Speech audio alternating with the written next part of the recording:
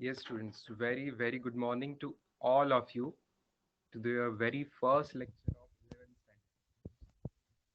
आपकी बैच बहुत special batch है जिनका इतने जल्दी 11th standard is starting and that also in a very new way. आपके बैच में we are having complete online mode में ही start कर रहे हैं. Let us hope कि हम face to face मिलेंगे, जल्दी ही मिलेंगे, कोविड खत्म होते ही. अच्छा, वॉइस क्लियर नहीं है कि कम वॉइस है स्टूडेंट्स? Just a minute. अच्छा, कम वॉइस आ रहा है ना? ठीक है, एक minute. Yes yes, we will have a checkup of the voice. Let me bring the white board screen also first and then we will also check about the voice.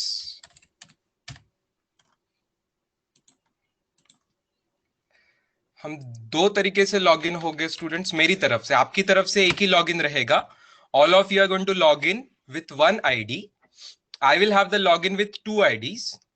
One will be for screen, white board जिस पे लिखेंगे, and another will be for you can see my face and you can hear my voice.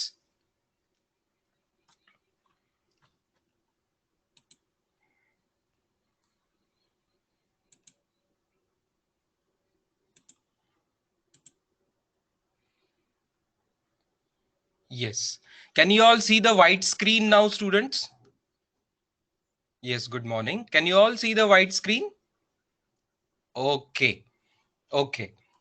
Let us also have a poll for अब आपको आवाज कितने अच्छे से आ रही है. मेरी जो आवाज है, वॉइस, वो अच्छे से आ रही है कि नहीं, आपको बताना है स्टूडेंट्स. एक पोल आएगा, ऑप्शंस आएंगे कि आवाज क्लियर है, ब्रेक हो रही है, बहुत क्लियर है कि कम क्लियर है, जो भी ना, 5 options you are going to have. Just submit it. आपको 5 में से एक ऑप्शन सिलेक्ट करके मुझे बताना है कि आवाज कितनी क्लियर है. बिल्कुल नहीं रही है, नो साउंड, कि is it okay, is it clear, is it very clear, क्या है आपको बताना है.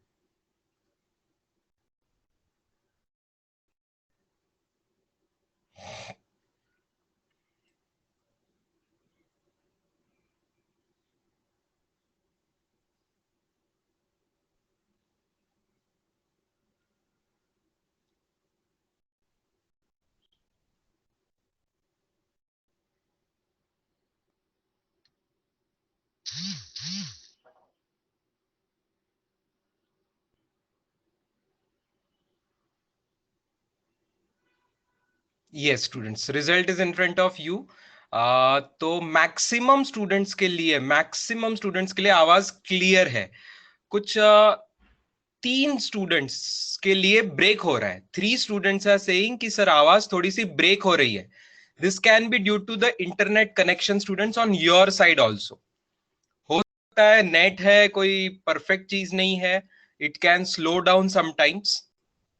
तो मेरी तरफ से भी ऐसा हो गया तो सभी को आवाज नहीं आएगी. अगर मेरी से नेट कनेक्शन में अगर कुछ भी लो होता है तो शायद सभी को आवाज आना कम हो जाएगी. तब आप मुझे बताओगे, राइट? टाइप करके बता सकते हैं, जैसे अभी बता रहे थे कि सर नो वॉइस. ठीक है. एंड अदरवाइज में से एक या दो, 3 लोगों को ही वॉइस का प्रॉब्लम जा रहा है, इसका मतलब आपकी तरफ से इंटरनेट कनेक्शन का इशू हो रहा है. तो आपको कनेक्शन रिफ्रेश करना पड़ेगा. ठीक है. You would have to refresh the connection. Yes, somebody has raised the hand. Kalpesh Shivaji Khandekar.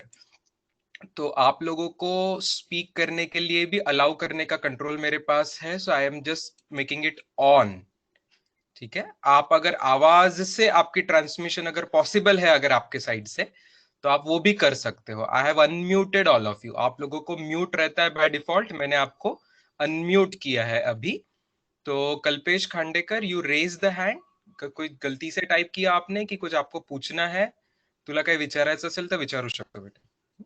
Any one of you, काही पण फीडबॅक तुम्हाला द्यायचा असेल, बोलायचं असेल, सो यू आर फ्री. ठीक है. आप लिख के भी बता सकते हो और आप डायरेक्ट भी.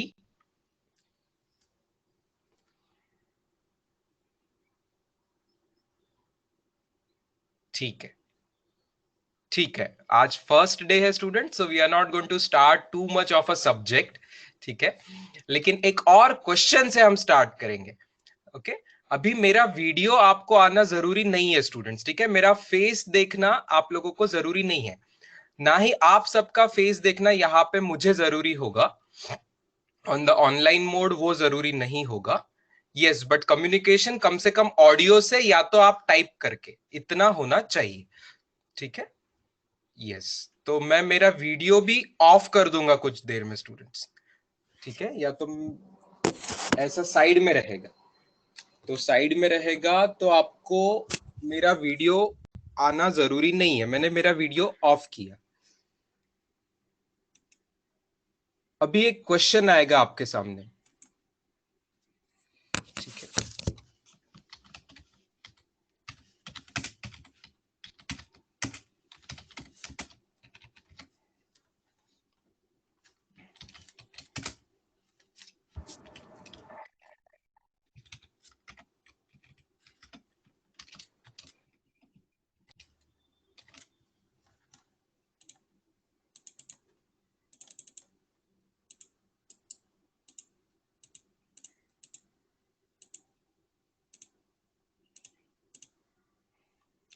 All of you can see the question, उसके 4 ऑप्शंस आएंगे and then again poll start होगा, 1 मिनट का पोल रहेगा, ठीक है। Simple question, 4 options.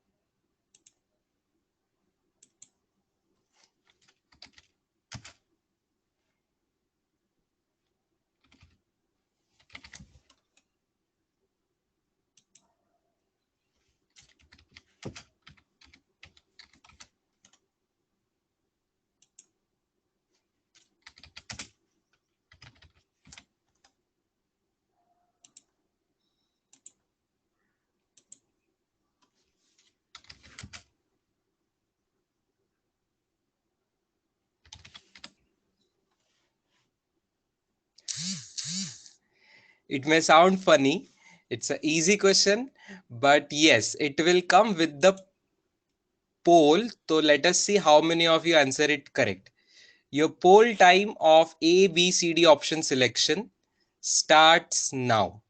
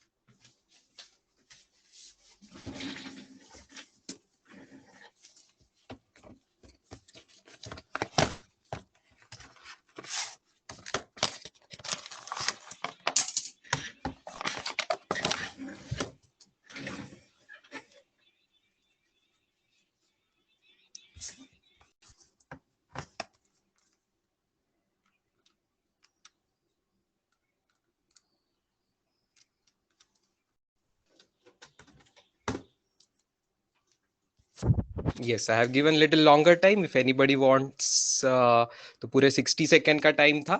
Now I think it is over, and we see that maximum answer is C, A also, and C also. Come on.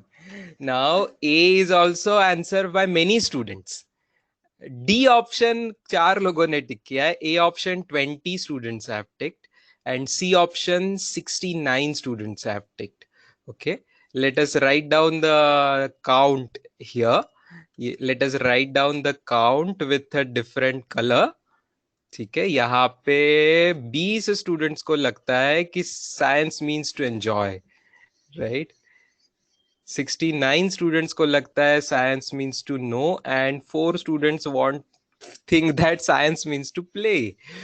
Yes, answer is students to know. I am happy to say majority of the students have got the correct answer. ठीक है, इसका मतलब ये नहीं है कि science में there is nothing about happiness और एंजॉयमेंट, और there are no plays related to science, ऐसा बिल्कुल भी नहीं है students. Science is absolutely all these things are connected to science, but यहाँ पे पूछा था मीनिंग ऑफ द साइंस क्या है। तो एग्जैक्टली exactly ये जो साइंस वर्ड का जो रूट है, that refers to know. Okay, that refers to know. तो फिर ये यहाँ पे आंसर आ जाएगा। अच्छा स्टुडंट, सगळ्यांना हे कळतंय ना, जर मी हिंदीत बोलत आहे तर कळत आहे की तुम्हाला मी मराठीत जास्त बेटर कळेल की काय? एक त्याचा पण आपल्याला पोल घ्यावा लागेल. Let us have one poll of that also. ठीक आहे, याच्यामध्ये मी एक लँग्वेज अशी सांगणार आहे. फॉर एक्झाम्पल, somebody wants कि सर आप हिंदी में भी बोलिए and you speak in English also, then you let us call that language as Hinglish language, right? ऐसा मिक्सचर आजकल बहुत पॉपुलर है कि इंग्लिश में बात करेंगे सर तो अच्छा रहेगा, थोड़ा सा मिक्सचर, थोड़ा हम हिंदी भी समझ लेंगे and little bit of English also we will learn, right? So that thing is also interesting many times. Okay, so language में आपको हिंग्लिश ऑप्शन है, एक मिंग्लिश ऑप्शन रहेगा, कारण की मराठी पण इथे बऱ्याच लोकांना कळते, तर बऱ्याच लोकांना वाटतं की सर तुम्ही राष्ट्रभाषा नका वापरू, आपल्या महाराष्ट्राचीच भाषा वापरा. ओके, तर इथे मराठी पण आपण बोलू शकूया. तर Minglish will be one option. Purely English, if somebody wants, no no sir I want pure English, okay, so that is also an option. और किसी को लगता है कि सर प्योर हिंदी में ही बात कीजिए, हमें इंग्लिश भी नहीं चाहिए. ठीक है, तो आपका ओपिनियन पहले आप देखते हैं, फिर मैं मेरा डिसीजन बताऊंगा.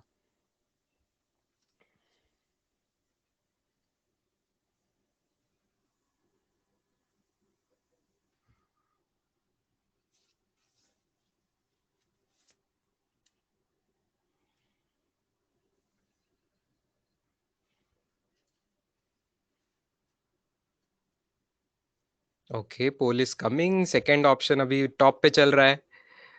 मिंग्लिश वाला option is running on top. Okay, poll time is over. 30 seconds for the poll. And it's a very close competition between Minglish and Hinglish both. Oh my God. It's a very close competition, very very close competition. तो ए और B option हम दोनों को जीत गए ऐसा बोल सकते हैं. दोन्ही ऑप्शन त्यातल्या त्यात Minglish is better. So students, my decision is, let's respect the majority as well as the second close to majority. तर आपण तिन्ही भाषांचा प्रयोग करूया मिक्स्ड मध्ये. ठीक आहे, तिन्ही भाषांचा प्रयोग करूया. Let us have it something like Mihinglish. Okay, आपण थोडस मिहिंग्लिश मध्ये बोलूया. That means let us mixed all three languages. Let us mixed all three languages. तर अपन मधात मराठीतही बोलूया. अच्छा, ऐसा कोई नहीं है ना जिसको मराठी समझ ही नहीं आती? ऐसा कोई है तो यस टाइप करो. आप चैट बॉक्स में टाइप भी कर सकते हो अगर ऐसा कोई भी, क्योंकि इसमें पोल लेने की जरूरत नहीं है. अगर ऐसे कोई स्टूडेंट्स है जिनको मराठी सर समझ ही नहीं आती है, मुझे आप मराठी में बात करेंगे तो मुझे बिल्कुल समझ नहीं आएगा, ऐसे कोई स्टूडेंट्स है तो प्लीज टाइप कीजिए स्टूडेंट्स. नाही ना? चलो ठीक आहे. ठीक आहे, तो मराठी मध्ये मी बोललो तरी सगळ्यांना कळणार आहे, हिंदीतही कळणार आहे आणि इंग्लिश पण आपण मिक्स्ड करणार आहोत. ओके, बिफोर आय कंटिन्यू की सायन्स बद्दल आपण काय आज चर्चा करणार आहोत आणि आपल्या विषयावरती फिजिक्स वरती कसं येणार आहोत, त्याच्या आधी स्टुडंट्स तुम्ही मला हे सांगाल का की which stream are you going to choose? तुमच्यापैकी काही जण असणार आहेत प्युअरली इंजिनिअरिंग कडे, काही जण असणार आहेत प्युअरली मेडिकल कडे, आणि काही जणांचं कदाचित अजूनपर्यंत डिसाइडेड नसेल, अजूनपर्यंत क्लिअर डिसिजन नसेल. आय बिलीव्ह असे स्टुडंट्स कमी असतील, बट होऊ शकतं. ठीक आहे, so let us have this poll also quickly. Which stream are you going to choose? Stream म्हणजे कोणती शाखा, कोणती ब्रांच तुम्ही चूज करणार आहात. ओके,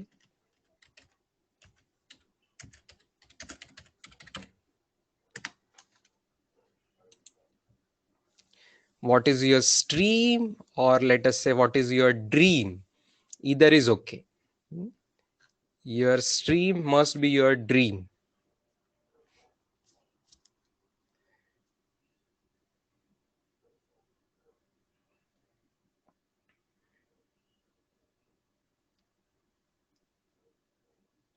ओके, चला, आय एम हॅपी टू सी की जवळपास सगळ्यांचं डिसाइडेड आहे. नॉट डिसाइडेड हे खूप कमी जणांचं आहे. ठीक आहे, त्यांनी थोडंसं पर्सनली गायडन्स तुम्ही ऍडमिशन प्रोसेस करताना जसं केलं सरांशी लोकांशी मिळून, you can they can help you decide. Nilesh sir, Deshpande sir and many other main administration मॅनेजमेंटचे जे टीचर्स आहेत त्यांच्याकडून तुम्ही थोडंसं गायडन्स घेऊ शकता. सध्याच्या काउंटनुसार we have around 40 students of medical and around 50+ students of engineering. म्हणजे it's a good balance of engineering and medical students. All of you will agree students की जरी मला इंजिनिअरिंग करायचं असेल तरी I need to know so many things. For medical also I need to know so many things. So science is a basis for both the applications. I'm coming to next page students. Science मध्ये एका दृष्टीने जर division आपण केलं तर there is what is called as pure sciences students. There is what is called as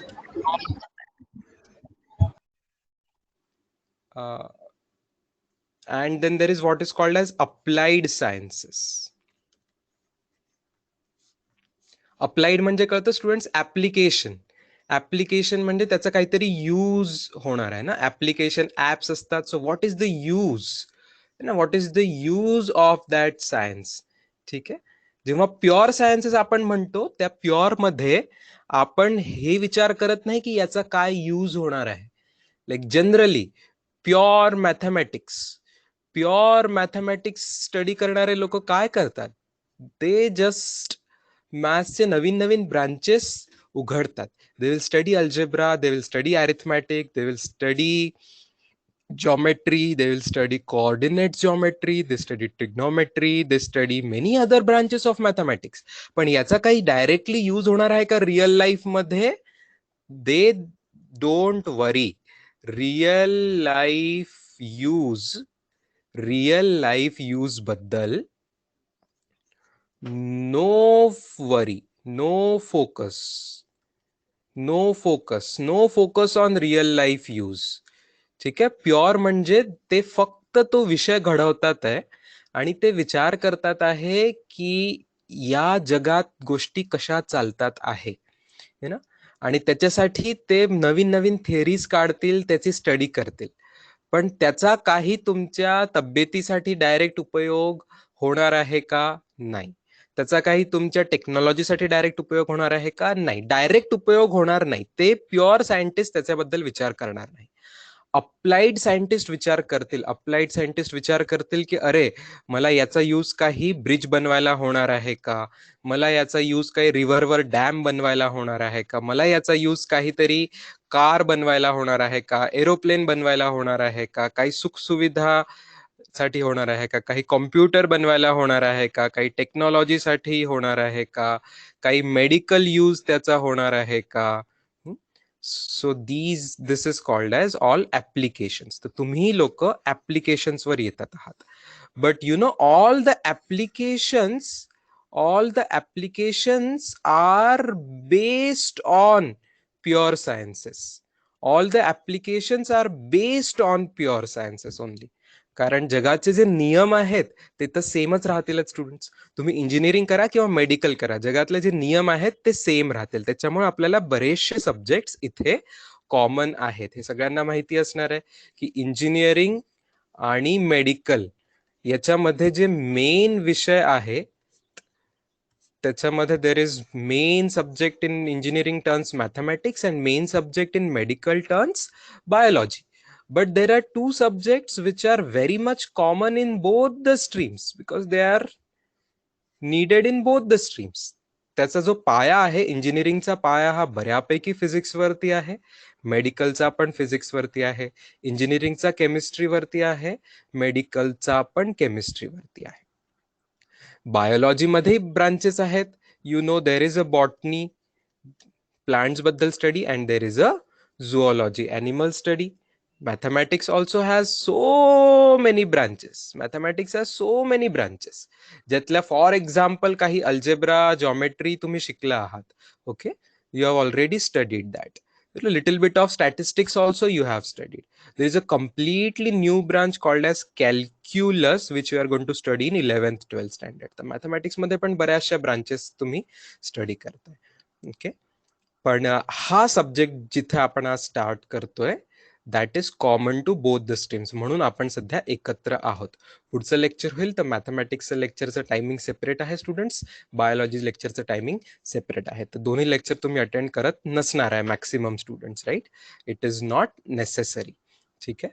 even जे इथे बायोलॉजीचे students आहेत त्यांनी घाबरण्याची गरज नाही आहे. अकॉर्डिंग टू मी तुम्हाला जे फिजिक्ससाठी लागणारा मॅथमॅटिक्स आहे ते तुम्हाला पूर्ण आपण फिजिक्स मध्ये घेतोय ते मोर दॅन सफिशियंट राहणार आहे.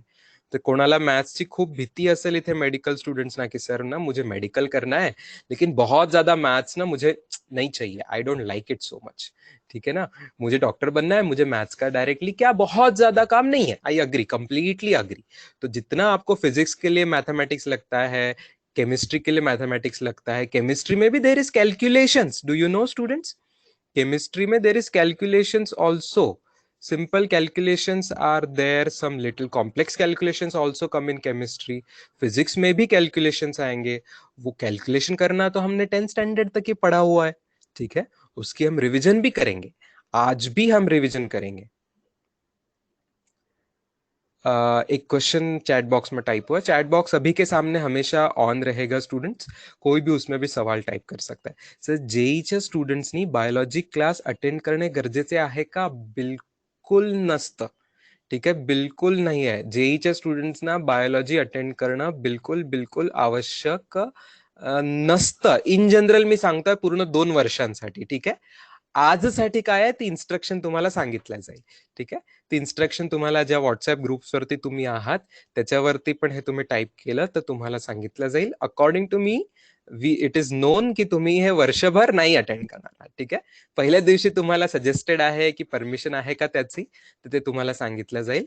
But there is certainly no need. हा, बट एक गोष्ट मी तुम्हाला सांगतोय, because I studied from the college of IIT Kharagpur. That is my college. Most of the teachers over here, they will have their esteemed colleges from IITs, NITs, and BITS, Pilani Birla Institute of Technology and Science at Pilani and Goa. So IITs, NITs याच्यामधल्या बऱ्याचशा colleges मध्ये नाव engineering first year मध्ये, engineering first year मध्ये biology हा subject एक आहे ठेवलेला. Okay, why? Because you are understanding the importance. We all are human beings. The basic human biology माहिती असणं helpful राहतं. It is very very helpful. The BITS is the college which has started it many years back. आणि आता बऱ्याचशा IITs मध्ये पण, even IIT Bombay has that optional subject, I believe now recently त्यांनी add केलेला आहे. तर बायोलॉजी सब्जेक्ट हा फर्स्ट इयर मध्ये तुम्ही लोक स्टडी करणार आहात. तर जाणून घेण्यामध्ये काहीच हरकत नाहीये बेसिक्स. ठीक आहे, पण full 11-12 do you need?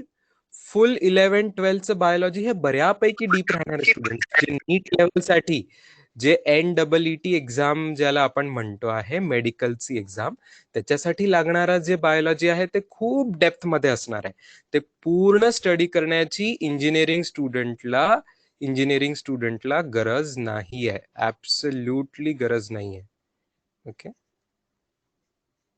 engineering students does not need to study that. Kalpesh खांडेकरला आवाज येत नाही. बाकी स्टुडंट्स आवाज येतोय का? स्टुडंट्स टाइप करा, येत असेल तर. व्हॉइस क्लिअर आहे? क्लिअर आहे टाइप करा बेटा. व्हॉइस क्लिअर आहे, क्लिअर म्हणून टाइप करा काही जणांनी. ठीक आहे, क्लिअर ऑडिओ येतोय. ठीक आहे बेटा, तर तेच कधी कधी मी म्हटलं काही जणांना असा प्रॉब्लेम येईल तर त्यांनी आपलं नेट कनेक्शन रिफ्रेश करायचं आहे. साहजिक आहे, आपण वेगवेगळ्या भागात आहोत देशातल्या. बरेच जण बारामतीत जरी असले तरी आपण बारामतीच्या वेगवेगळ्या भागांमध्ये आहोत, काही पुणे जिल्ह्याच्या वेगवेगळ्या भागांमध्ये आहोत, काही जण अजून बाहेरच्या जिल्ह्यांमधूनही असतील, आणि आपण वेगवेगळ्या रिजन मध्ये कुठे आपण मेन टॉवर पासून जवळ असू, कुठे दूर असू, कुठे लॅन केबल मध्ये कुठे काही प्रॉब्लेम येईल, कुठे वायफाय मध्ये वायरलेस मध्येही प्रॉब्लेम येऊ शकतो. तर आपलं कनेक्शन अशा वेळेस प्लीज रिफ्रेश करा स्टुडंट्स. ठीक आहे. नाव I am changing the colour of the pen. सगळ्यांना हे दिसत आहे. I am changing it to blue colour. आणि आपल्या इंट्रोडक्शन मध्ये परत मी सायन्स वर्ड बद्दल येतो आहे. आणि सायन्स मध्ये फिजिक्स कुठे स्टँड करतं? सायन्स मध्ये काही फक्त फिजिक्स, केमिस्ट्री, बायोलॉजी, मॅथ्स नाही आहे स्टुडंट्स. सायन्स मध्ये बऱ्याच गोष्टी आहेत. इन जनरल एक दोन तऱ्हेने अजून आपण कॅटेगरी करू शकतो. Natural sciences and social sciences students. ठीक आहे. नॅचरल सायन्सेस कोणाबद्दल स्टडी करणार आहे? नॅचरल सायन्सेस नावातच आहे, it is going to study about the nature. It is going to study about the nature. नेचरला तुम्ही पॅरलल शब्द सिमिलर वापरू शकता. You are going to study about the environment. You are going to study about the surroundings. Right, you are going to study about the nature, environment, surroundings. You're going to study about various things in nature, various things in nature. In short, you're going to study about the matter. Let us say you're going to study about the matter, meaning different things you are going to study, different substances you are going to study about. That is mainly natural sciences. And social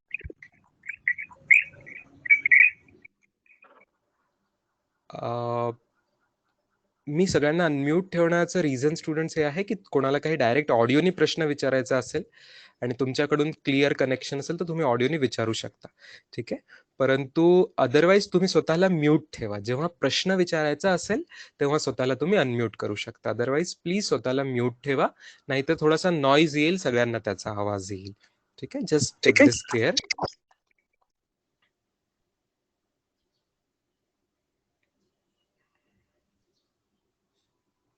social sciences मध्ये we study about people, society.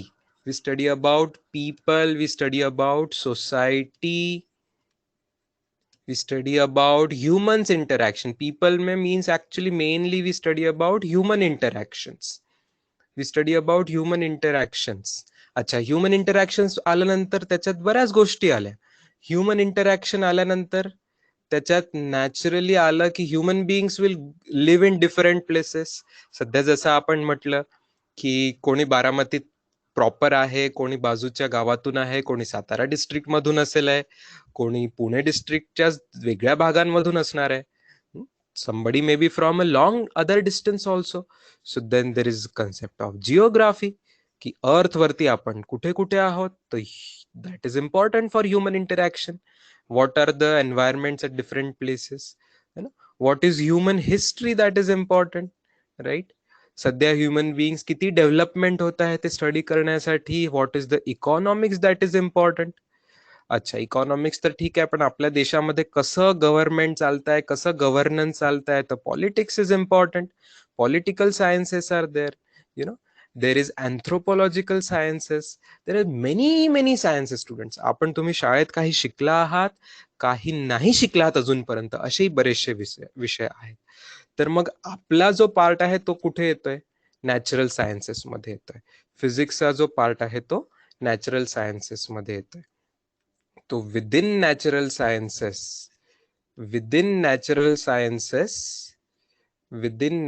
sciences, we have the subject of physics, we have the subject of chemistry, we have the subject of what we can call as space sciences students. Space sciences लाच एक दुसरा शब्द आपण काय वापरतो, कोणी type करेल? Can you type students? Bracket मध्ये मी लिहून ठेवलं ए वरून. स्पेस सायन्सेसला एक दुसरं नाव काय आहे? I want you to type astro. Okay, थोडस कन्फ्युजन काही जणांमध्ये येतं बघा, दोन नावं येतात. Very good, I am happy. बऱ्याच जणांचं उत्तर येतं astronomy. Students, astronomy is a correct word, perfect word for space sciences, astronomy. अच्छा, मी बाकीच्या उत्तरांबद्दलही बोलतोय. एक ॲस्ट्रोलॉजी स्टुडंट्सनी वापरला शब्द. ॲस्ट्रोलॉजी जो आहे स्टुडंट्स, दॅट इज डिफरंट. ते भविष्यशास्त्र झालं. राशी भविष्य वगैरे ना, न्यूजपेपरमध्ये तुम्ही बघितलं असेल, आपल्या आधीच्या जनरेशनच्या लोकांना बराच इंटरेस्ट यायचा, यु नो. पण ते सायन्स एकदम परफेक्ट सायन्स मानल्या गेलेलं नाहीये. बऱ्याचदा त्याच्यामध्ये चीटिंग किंवा इम्परफेक्शन्स किंवा नॉन व्हेरिफायबल थिंग्स असल्यामुळे it is not counted among the main sciences. पण येस, तुम्ही ते ब्रँडचं नाव घेतलं तर तुम्ही त्याबद्दल बोलू शकता, काही हरकत नाही. Okay, astrology. I don't mean की ते सगळं चूक असणार आहे. Some people claim some things are very rightly predictable, so it may turn out to be again correct science in something. Like 200 years back it was expected to be very correct science by some people, some parts of the world, but today by majority part it is not expected to be a great science. काही जणांनी aeronautics वापरला आहे, astrophysics वापरला. Astrophysics ही ॲस्ट्रॉनॉमीचीच एक branch आहे बेटा. ॲस्ट्रॉनॉमीमध्येच ॲस्ट्रोफिजिक्सही येणार, ॲस्ट्रोबायोलॉजी पण येणार, असे बरेच ब्रांचेस असतील. That is a part of astronomy. ठीक आहे. अर्पितनी एरोनॉटिक्स ट्राय केलं आणि बऱ्या काही अजून स्टुडंट्सनी एरोनॉटिक्स. एरोनॉटिक्समध्ये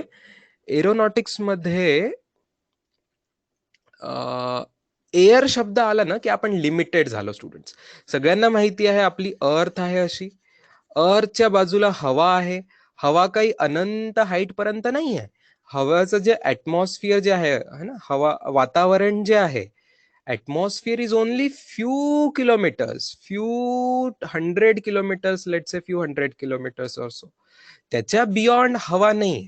तर एरोनॉटिक्स म्हटलं म्हणजे एरोनॉटिक्स मध्ये मेनली आपण ऍटमॉस्फिअर बद्दल स्टडी करणार आणि त्याच्यातल्या त्यात ऍटमॉस्फिअरचा इम्पॅक्ट काय होणार आहे स्पेस स्टेशन्स साठी, यु नो. हवेमध्ये वेगवेगळ्या सॅटेलाइट्स पाठवण्यासाठी काय ऍटमॉस्फिअरचा इफेक्ट होणार आहे, ऍटमॉस्फिअरचा इफेक्ट काय होणार आहे ते स्टडी करणार आहे आपण. एरोप्लेनचा स्टडी करणार आहे. ठीक आहे, एरोप्लेनचा स्टडी करणार आहे. पण एरोनॉटिक्स वाले स्पेसशिपचा मेन स्टडी नाही करणार आहे. ओके, स्पेसशिपचा डिटेल स्टडी एरोनॉटिक्स वाले नाही करणार आहे. का बरं? कारण स्पेस हे हवेच्या पण बियॉन्ड जाणार आहे, तर थोडंसं स्टडी राहणार आहे, काम येणार आहे त्याचं स्पेसमध्ये. ठीक आहे, पण मेन स्पेस सायन्सेस मध्ये एरोनॉटिक्स हा एक छोटासा पार्ट राहणार आहे. राईट, एरोनॉटिक्स मेनली हा एरोप्लेनशी रिलेटेड राहणार आहे. But yes, that is a different branch of engineering. Okay, aeronautics किंवा aerospace is a different branch of engineering also. Then there is earth sciences students. Earth sciences. Earth सायन्सेसचं bracket मध्ये एक नाव कोणी type करेल का? जी वरून आहे. Type it students. What is the name of earth sciences? Very good, very good,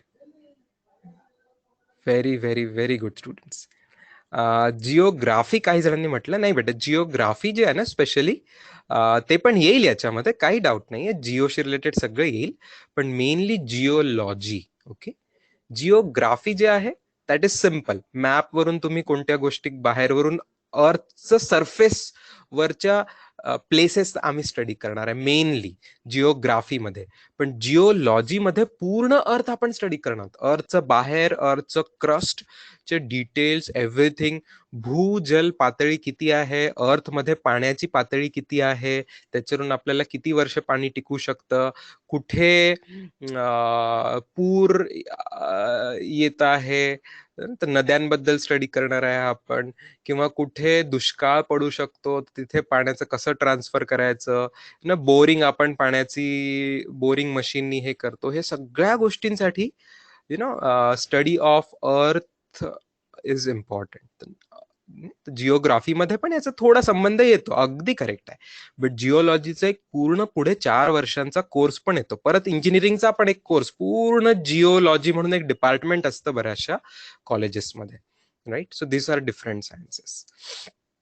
okay, and even biology students. Why are we leaving biology? Biology is also part of natural sciences. Yes, Chaitanya, we are going to talk about the books also, no doubt. आपण आपल्या एक एक विषयाकडे येऊया, तेव्हा आपण books बद्दल पण बोलूया. तुम्हाला बुक्सच्या काय हार्ड कॉपीज म्हणजे ऍक्च्युली बुक तुम्हाला मार्केटमधून परचेस करावं लागणार आहे का, ते पण आम्ही सांगूया. ते लगेच तुम्हाला जवळ करण्याची गरज नाही पडणार आहे. आणि कोणते पुस्तकं तुम्हाला अकॅडमीकडून इथे मिळतील आणि कोणते पुस्तकं सॉफ्ट कॉपीमध्ये मिळतील, कोणते हार्ड कॉपीमध्ये पण मिळतील, हे सगळं तुम्हाला विषय वाईज सांगितलं जाईल. We are coming to subject by subject. Okay, right. तर अच्छा, latest talk about difference between little bit physics chemistry. Biology सगळ्यांना कळतं. बायोलॉजी म्हणजे सगळ्यांना कळतं की we study about the plants, humans, animals. Plants, animals and humans, you know. So हे biology लेक्चरमध्ये आपण, तुम्ही लोक त्याच्यामध्ये detail you are going to talk about this. पण फिजिक्स आणि केमिस्ट्री हे बऱ्याच लोकांना थोडे सिमिलरही वाटतात. तर काय मेन फरक आहे फिजिक्स आणि केमिस्ट्रीमध्ये, दॅट वी कॅन टॉक. बऱ्याच गोष्टी कॉमन पण आहेत आणि काही फरक आहे. तर physics versus chemistry.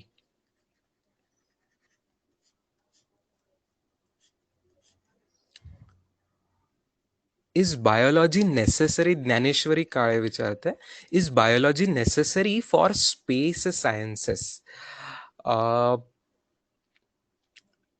Dnyaneshwari, basic सुरुवात करताना स्पेस सायन्सेससाठी बायोलॉजीची गरज नाही पडत, ॲब्सोल्युटली नाही पडत. कारण की जर मी स्पेस सायन्सेस बद्दल बोललो, you will be happy to know that when I studied my engineering and completed my placement, my first company was ISRO, Indian Space Research Organization. So I know about the details of the space sciences. I have got the personal letter of Dr. APJ Abdul Kalam when he was the president. And when we worked, I had a small 3-month, project with them right from my college only. I didn't join them full time because I was more interested in education as much as in research. So this is in 2011 year, exactly 10 years back. So I'll be completing my 10 years of teaching now very soon. तर I tell you what basics are there in space sciences first. So whenever it is about the space science, it is maximum is physics. Maximum is physics. And in that also mainly electronics is there. Lot of electronics is there. कारण सगळं satellite बिल्डिंगला electronics लागणार आहे. थोडंसं त्यांना chemical लागणार आहे. Chemicals, chemistry का लागणार आहे? फ्युएलसाठी. Every space ship is going to need fuels. Okay, and they're going to need mechanics. Mechanics म्हणजे कळतं का सगळ्यांना? मेकॅनिक्स म्हणजे यांत्रिकी, यंत्र बनवण्यासाठीच. स्पेसशिप बनवण्याचे जे कोणत्या मेटल्स वापरतील, कोणते सबस्टन्सेस वापरतील, it's also can be called as a part of physics. तर या 4 गोष्टी त्यांना मेन लागतात आहेत स्पेस सायन्सेसमध्ये. आणि ऑब्व्हियसली जिथे जिथे फिजिक्स आला तिथे तिथे मॅथमॅटिक्स येणार. जिथे जिथे फिजिक्स आला तिथे तिथे मॅथमॅटिक्स येणार, because mathematics is called as a language of physics. ठीक आहे, तर ते येतच राहणार आहे. These are the main things you need. तर बायोलॉजी तिथे त्यांना शिकवल्या जात नाही. पण in any space company there will be few bio experts. Few bio experts are needed. बायोलॉजीचे थोडे एक्सपर्ट्स लागणार आहेत. आणि त्यांचं एक्सपर्टीज काय असतं, जसं तुम्हाला डॉक्टरांमध्ये माहिती आहे, डॉक्टरमध्ये तुम्ही MBBS बनणार बरेच जण, then you are a proper doctor. पण MBBS नंतर some will become heart specialist, some will become kidney specialist, some will become ENT specialist, somebody is going to become a neurosurgeon. So brain बद्दल आणि neurons बद्दल, neural system body बद्दल त्याच्यामध्ये expert बनणार आहे. तर हे लोक बायोच्या कोणत्या गोष्टीमध्ये एक्सपर्टीज करतील, की हे लोक म्हणतील की जेव्हा आपण स्पेसमध्ये जातोय त्यावेळेस आपल्या बॉडीमध्ये काय चेंजेस होतात आहे ना, बॉडी मधलं प्रेशर किती बदलत आहे, त्याच्यामुळे ब्लडचं प्रेशर रेग्युलेट ठेवण्यासाठी आपल्याला काय केअर घ्यावी लागणार आहे. कारण तिथलं ऍटमॉस्फिअर इज, तिथलं surrounding is very different. It is not suited for human body. त्याच्यामुळे बायो एक्सपर्ट त्यांना लागणार आहे. याचा अर्थ स्पेस सायन्स शिकणाऱ्या प्रत्येकाने बायोलॉजी शिकण्याची गरज नाही. Okay, so it is not necessary for space sciences. As a student it is not necessary, but as a complete team, as a company, yes, काही लोक लागतील तिथे ज्यांना स्पेसच्या नॉलेज बरोबर बायोचं एक्सपर्टीज पण आहे. स्पेशलायझेशन मध्ये काही जणांना that is necessary. I hope that answers a question. ठीक. Well, coming back to physics versus chemistry. चला, कोणी मला टाइप करून सांगा स्टूडेंट्स, केमिस्ट्रीचं नाव काय आहे. एक तो हिंदी में मुझे बताइए कि केमिस्ट्री को हिंदी में क्या कहते हैं, किंवा मराठीत मला सांगा की केमिस्ट्रीचं नाव काय आहे. आठवतंय कोणाला, माहिती आहे? प्लीज टाइप करा. असं इंग्लिश टायपिंग केलं तरी चालेल है ना, म्हणजे एबीसीडी वापरून टायपिंग केलं तरी. Very good, very good. Pranav Jadhav, Avdhoot, Namdev, Sarth, Shreyas, Raziya, Dnyaneshwari, very correct answers. Mayank Garg, Harshada, okay, Brahma Chaitanya, Sharad, Nisha, Sharvari, Amit, very good, very good. Kalpesh and Prathamesh have typed it in Hindi also, in a Devanagari font also. Very good. Samruddhi, Vinayak, बहुत खूब. Very nice students. Very good.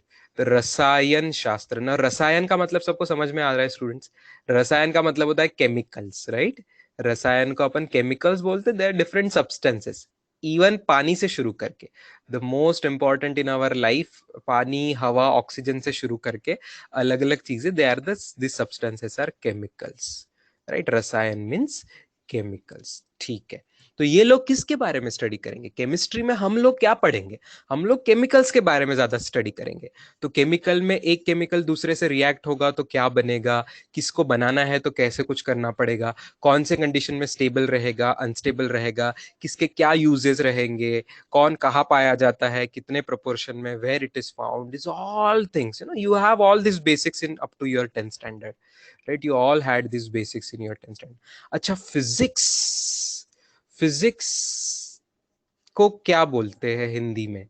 ये थोड़ा कम लोगों को पता रहेगा. अच्छा, पता है, वाह, वेरी गुड. मराठी और Hindi word for physics is भौतिकी शास्त्र. बहुत खूप, खूप छान स्टुडंट्स. तुमच्या पॅरेंट्सच्या जनरेशन मध्ये बऱ्याच जणांनी हे मराठी माध्यमातच शिकलाय.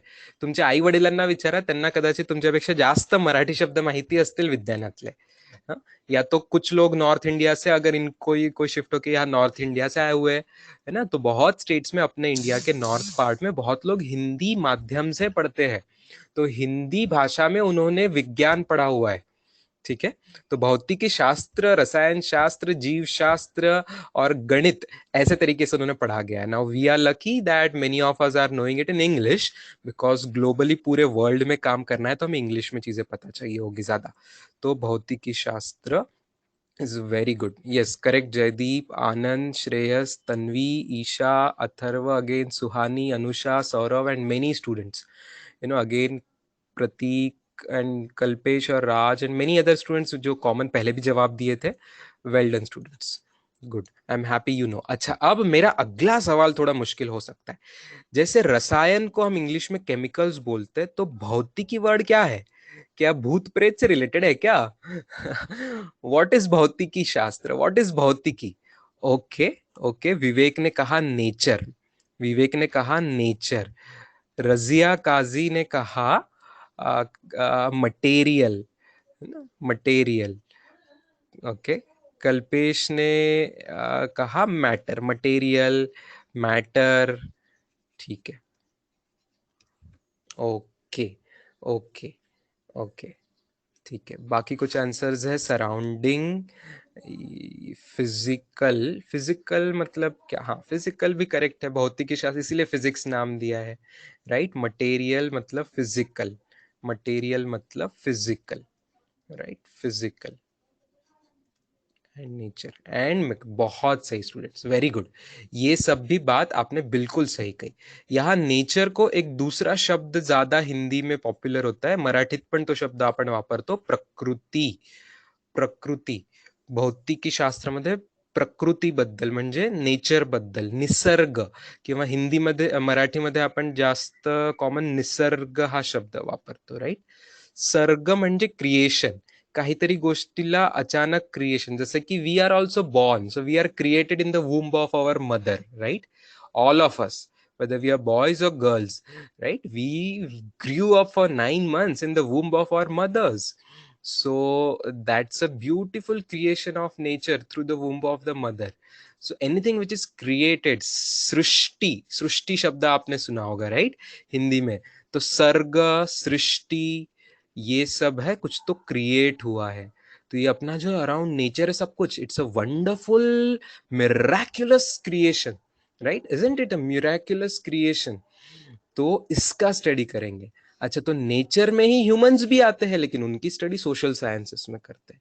तो मेनली फिजिक्स में मैटर की स्टडी करते हैं, मटेरियल की स्टडी करते हैं, राइट? सराउंडिंग की स्टडी करते हैं. अच्छा, आप बोलोगे सर केमिस्ट्री में भी तो वही आया, केमिस्ट्री में भी तो केमिकल भी तो मैटर है. हाँ स्टूडेंट्स, लेकिन कुछ कुछ चीजें जो डायरेक्ट केमिकल नहीं है, ऐसी चीजों की बात करते हैं. तो क्या कुछ लोग आप टाइप करोगे कि नेचर में, फिजिक्स में हम क्या चीजें स्टडी करेंगे जो कि केमिकल्स नहीं है? What things in nature we study other than chemicals? Okay, okay, gravitation है नेचर में, yes, very good, very good. Motion, forces है. चलो, energy, very good. I like the answer, energy. Energy, energy is something very important. Forces है, energy है, kinematics, gravity. सही है, सही है, सही है. Light, Pranav, very good. मैं खुद टाइप कर रहा हूं अभी कैपिटल लेटर्स में, फिर again light. I like it. Light को स्टडी करेंगे. Sound, very good. साउंड, अब केमिस्ट्री में साउंड का कोई काम नहीं है डायरेक्ट, है ना? केमिस्ट्री, वेव्स भी बहुत सही है बच्चों. Waves, light is also wave, sound is also waves, right? तो यस. अच्छा, किसी ने इलेक्ट्रॉन्स टाइप किया. अच्छा, magnetism, electricity, very good, very good, very good. Energy से कनेक्टेड आ गया ये. तो electricity is a very correct. Electricity से ज्यादा इंपॉर्टेंट तो कोई एनर्जी नहीं है आज दुनिया में, राइट? आप सोचो, आपका इलेक्ट्रिक गैजेट ना, फोन काम करना 2 दिन बंद कर दिया तो कितनी परेशानी होती है. लाइट चली गई, इलेक्ट्रिसिटी नहीं रही कुछ घंटे, तो कितनी परेशानी. That's one of the very important thing. And magnetism also, I completely agree, magnetism also. ठीक है, magnetism, various dimensions. Modern physics, बहुत अच्छे स्टूडेंट्स. मॉडर्न फिजिक्स, जो किसी ने इलेक्ट्रॉन्स वगैरह टाइप किया था, वो मॉडर्न फिजिक्स में आता है. That comes in modern physics.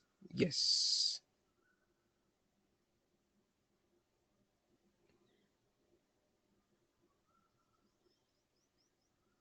Metallurgy, metallurgy, okay. Metallurgy ज्यादा अर्पित गोसावी हैज टाइप मेटालर्जी. बिल्कुल अर्पित. मेटल्स की बात अपन फिजिक्स में भी करते हैं, मेटल्स, नॉन मेटल्स कौन से हैं, उसमें कंडक्टर कौन से हैं, बट ज्यादा केमिस्ट्री में मेटालर्जी की डिटेल आएगी. Okay, because you know metals आने के बाद एलिमेंट आ गए थे. तो केमिकल्स के लिए आपको पता है, हम एलिमेंट्स, कंपाउंड्स, मिक्सचर्स का स्टडी करते हैं, तो वो ज्यादा डिटेल आप केमिस्ट्री में देखने, बिल्कुल है अपने 11th-12th के सिलेबस में. बहुत अच्छे. ये जवाब और मैं एक्सपेक्ट कर रहा था. किसी और ने पहले टाइप किया क्या? मुझे नहीं दिखा. वन ऑफ द लेटेस्ट जवाब आया है, थर्मोडाइनामिक्स, या शॉर्ट में कोई बोलेंगे तो हीट, है ना? हीट की चीज, ठीक है, heat. We talk about heat. We talk about heat. Integration and derivation, हाँ वो तो मैथमेटिक्स है Arpit. Arpit, it is a mathematics. Integration, derivation mathematics है. हाँ बिल्कुल, फिजिक्स में उसकी भी स्टडी करेंगे ना, क्यों नहीं करेंगे? फिजिक्स में स्टडी करेंगे, जितनी जरूरत पड़ती है उतनी. क्वांटम मैकेनिक्स, रजिया बहुत अच्छे. क्वांटम मैकेनिक्स, क्वांटम फिजिक्स, ये जो है ये हम स्टडी करते हैं आखिर में, जिसको मॉडर्न फिजिक्स कहा जाता है. मास की स्टडी करते हैं, रिलेटिविटी भी मॉडर्न फिजिक्स में आता है. बहुत अच्छे. ऑप्टिक्स मतलब लाइट की study. Perfect, perfect, perfect. Cosmology, cosmology की स्टडी थोड़ी सी करते हैं, ठीक है. अपने 11वीं 12वीं के सिलेबस में बहुत कम है ज्ञानेश्वरी. कॉस्मोलॉजी की स्टडी स्पेस से रिलेटेड आ गया वो फिर से, ठीक है. लेकिन हाँ, फिजिक्स में से बहुत कनेक्शन है. हमने बात करी थी एस्ट्रो का फिजिक्स से बहुत कनेक्शन है, स्पेस का फिजिक्स से बहुत कनेक्शन है. Various laws we are going to study. बिल्कुल सही है Sharad. We study various laws in physics, ठीक है. केमिस्ट्री में लॉज नहीं, ऐसा नहीं है, केमिस्ट्री में भी लॉज रहेंगे ना, बट फिजिक्स आपको ज्यादा याद आता है. लॉ बोला तो फिजिक्स की याद आ सकती है, ठीक है. चलो, तो अब हम आते हैं अगले पेज पे स्टूडेंट्स, और यहां से आप अब थोड़ी सी नोट्स बनाना शुरू करेंगे, ठीक है. यहां से आप थोड़ी सी नोट्स, आप सबके पास एक नोटबुक होनी है. जो कि सब्जेक्ट के लिए अलग अलग होनी है, हर सब्जेक्ट के लिए आप अलग अलग करने वाले हो, राइट। तो इन द बिगिनिंग जहां पे हम फिजिक्स स्टडी कर रहे हैं as one of the natural sciences, we will have something called as basics in the beginning, or let us call it introduction in the beginning. अब मैं books के बारे में भी बताऊंगा इसी पेज पे, तो आप थोड़ी देर बाद लिखना शुरू करोगे। In physics there is what is called as mechanics. Students, mechanics की हम स्टडी करते हैं, मैकेनिक्स की स्टडी करते हैं। Then in physics we study about waves. किसी ने कहा, वो बहुत अच्छी बात कही, वेव्स की स्टडी करते हैं। देन किसी ने कहा हम हीट की स्टडी करते हैं, मतलब थर्मोडायनामिक्स की स्टडी करते हैं। देन किसी ने कहा हम लाइट की स्टडी करते हैं, मतलब ऑप्टिक्स की स्टडी करते हैं। देन किसी ने कहा हम इलेक्ट्रिसिटी की स्टडी करते हैं, मैग्नेटिज्म की स्टडी करते हैं। ये दोनों एक साथ आप ले सकते हो इलेक्ट्रोमैग्नेटिज्म में, है ना, इलेक्ट्रोमैग्नेटिज्म, इलेक्ट्रोमैग्नेट। ऑसिलेशन भी वेव से कनेक्टेड आ गया, बहुत अच्छे। ऑसिलेशन ये मैकेनिक्स और वेव्स दोनों चैप्टर से कनेक्टेड है। ग्रेविटेशन भी मैकेनिक्स में आ जाएगा स्टूडेंट्स, ठीक है, ग्रेविटेशन भी मैकेनिक्स में आ जाएगा। And then there is something called as modern physics, there is something called as modern physics. ये अप्रोक्सीमेटली क्लासिफिकेशन हो गया आपके पूरे फिजिक्स का, 11th plus 12th standard, 11th plus 12th standard. Which books are we going to refer, अभी मैं आपको side में बता रहा हूं स्टूडेंट्स, ठीक है। Which books are we going to refer. सबसे इंपॉर्टेंट बात, आप में से एवरीवन 12th स्टैंडर्ड में महाराष्ट्र बोर्ड से एग्जाम देने वाले हैं। महाराष्ट्र बोर्ड, जिसको आपने 10th तक एसएससी बोर्ड कहा था, जिसने आपके एग्जाम नहीं दी है इस साल, है ना। लकी कहे अनलकी कहे, दोनों चीजें हैं, यू नो। अनलकी, अनलकी हो आप इन द सेंस आपको एग्जाम देने नहीं मिला, खुद को रैंकिंग नहीं मिला, आपको खुद को प्रूव करके एक अचीवमेंट का जो एक रहता है लाइफ में कि 10th में मैंने इतना अचीव किया, वो आपको नहीं मिला थोड़ा सा। लेकिन एक पॉजिटिव बात देखते हैं, लकी पार्ट ये रहा है कि आपने तैयारी तो करी होगी, लकी पार्ट ये रहा है कि अपन 11th का बहुत जल्दी स्टार्ट कर पा रहे हैं। तो 10वीं से ज्यादा एक ही एग्जाम आती है 2 साल में के बाद, मोस्ट इंपॉर्टेंट 12th, तो वो आप सबको देने को ज्यादा टाइम मिल रहा है, बहुत जल्दी आप उसका प्रिपरेशन स्टार्ट कर पा रहे हो। That is a positive part students. तो ये महाराष्ट्र बोर्ड की HSC की जो टेक्स्ट बुक रहेगी, टेक्स्ट बुक महाराष्ट्र बोर्ड की टेक्स्ट बुक रहेगी, जैसे आपकी टेक्स्ट बुक होती थी 9th 10th स्टैंडर्ड की, वैसी HSC बोर्ड की, महाराष्ट्र बोर्ड की टेक्स्ट बुक रहेगी। 11th की भी आएगी, 12th की भी आएगी, वो टेक्स्ट बुक आपके लिए इंपॉर्टेंट है ज्यादातर। आप 12th की ज्यादा इंपॉर्टेंट है स्टूडेंट्स, 11th की टेक्स्ट बुक बहुत कम बार रेफर की जाएगी, आपको मस्ट नहीं है टेक्स्ट बुक रेफर। क्यों, मैं बताता हूँ आपको। बिकॉज एक और बोर्ड आता है इंडिया में, सबको पता होगा, नाम सुना होगा, NCERT टेक्स्ट बुक वाला। ये नेशनल लेवल पे है, ये कोई स्टेट से नहीं है, नेशनल लेवल पे है। इट्स अ नेशनल, NCERT का लॉन्ग फॉर्म किसी को पता है स्टूडेंट्स? CBSE वाला, यस, CBSE वाला। अच्छा, वॉइस ब्रेक हो रहा है ना, कभी किसी ने तो बता दिया करो। प्रतीक पानसरे, वॉइस ब्रेक हो रहा है तेरी तरफ से, just please refresh the connection. बाकी लोग वॉइस क्लियर आ रहा है ना स्टूडेंट्स? क्लियर टाइप करो जिनके लिए क्लियर है। बहुत लोग क्लियर टाइप करेंगे तो समझ जाएगा, हाँ क्लियर है, ठीक है ठीक है ठीक है। तो कभी कभी कुछ सेकंड किसी के लिए ब्रेक होता है, मैंने बताया आपके नेट कनेक्शन को आपको तब रिफ्रेश करना है, और मुझे बता दिया करो बिंदास। वाह वेरी गुड, मैंने एनसीईआरटी का लॉन्ग फॉर्म पूछा, एक जवाब आ गया फिर से अर्पित की तरफ से हमें, national council of educational research and training, very good. Nupur ने भी टाइप किया है, Pranav also knows it, Neelkanth and Soham and Janhvi and Vinayak, okay ठीक है स्टूडेंट्स। सो सीबीएसई का एनसीईआरटी का जो टेक्स्ट बुक, ये भी टेक्स्ट बुक हुआ, ठीक है, ये भी टेक्स्ट बुक हुआ, ये हर सब्जेक्ट के लिए आपको, अगर हार्ड कॉपी नहीं तो कम से कम सॉफ्ट कॉपी मिलेगी।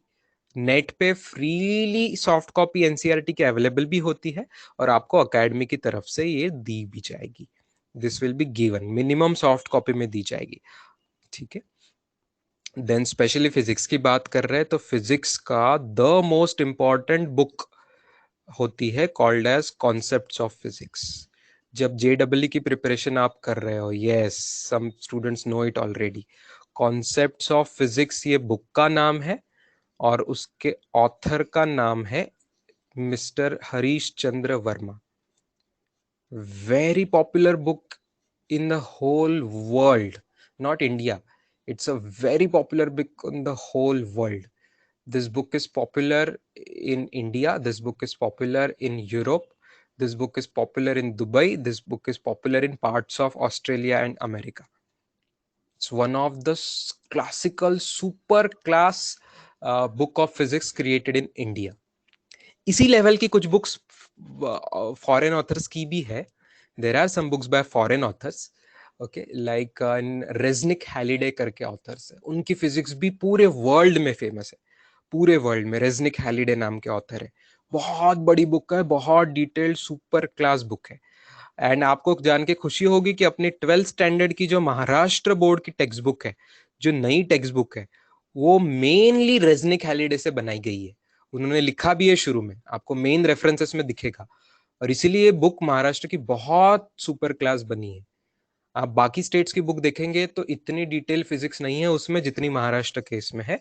नए सिलेबस में बहुत एडिशंस है, बहुत अपडेट्स है, बहुत डिटेल्स है. Super class brainstorming questions, concepts को टच किया हुआ है. आई इरोडोव जो है ये भी एक इंटरनेशनल बहुत फेमस बुक है, बट वो उसमें कंसेप्ट्स नहीं है, उसमें मेनली न्यूमेरिकल्स के लिए वर्ल्ड क्लास फेमस बुक है.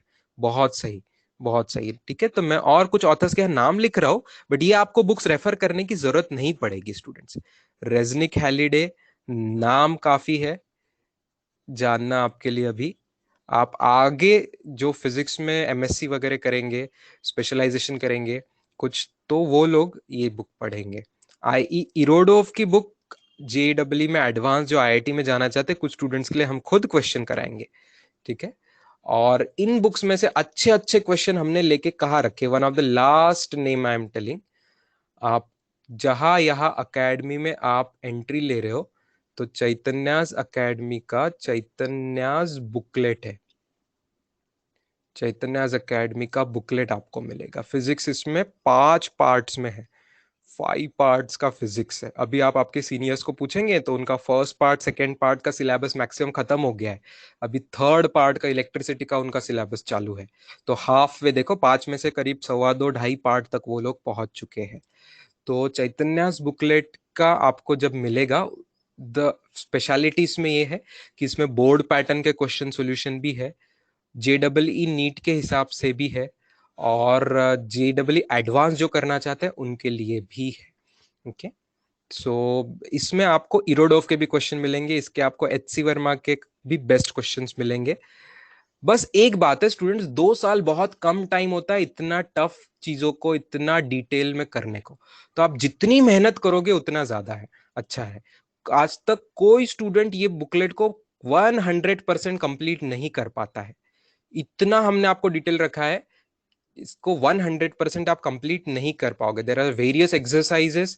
एक्सरसाइज 1 का पार्ट 1 होता है, पार्ट 2 होता है, एक्सरसाइज 2 होती है, थोड़ी सी टफ होती है, उसका पार्ट 1 पार्ट 2 होता है, कभी कभी पार्ट 3 पार्ट 4 तक के पार्ट्स तक है. और एक्सरसाइज 3 में प्रीवियस ईयर क्वेश्चंस होते हैं. प्रीवियस ईयर में क्या क्वेश्चंस आए हुए वो होते हैं, ठीक है. पहले के एग्जाम के क्वेश्चंस होते हैं, जेडब्ल्यू के एग्जाम के क्वेश्चंस होते हैं. नीट वाले बुकलेट में नीट के भी क्वेश्चंस आपको मिलेंगे. तो प्रीवियस ईयर वेरियस एग्जाम के क्वेश्चंस होते हैं. तो इसमें से एक्सरसाइज 1 हम बहुत डिटेल में शुरुआत से करते हैं.